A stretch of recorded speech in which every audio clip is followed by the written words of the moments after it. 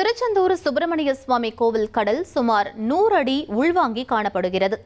அறுபடை வீடுகளில் 2ஆம் படை வீடான திருச்செந்தூர் சுப்பிரமணிய சுவாமி கோவில் கடல் அமாவாசை பௌர்ணமி நாட்களில் உள்வாங்கி காணப்படுவது வழக்கம்.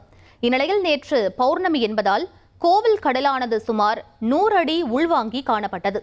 இதனால் பச்சை நிற பாசி படிந்த பாறைகள் வெளியே தெரிகிறது. கடல் அலைகள் இன்றி குளம் போல் காட்சியளிப்பதால் கோவிலுக்கு வந்த பக்தர்கள் பாறைகள் மீது ஏறி நின்று செல்ஃபி எடுத்து மகிழ்ந்தனர். மேலும் பௌர்ணமி இரவு கடற்கரையில் தங்கியிருந்த பக்தர்கள் அதிகாலையில் கடலில் புனித நீராடிவிட்டு ஆடைகளை கடற்கரை அருகில் போட்டுவிட்டு சென்றனர். இதனால் திருச்செந்தூர் கடற்கரை முழுவதும் ஆடைகளாக காட்சியளிக்கிறது. இனி செல்லும் இடமெல்லாம் செய்தி.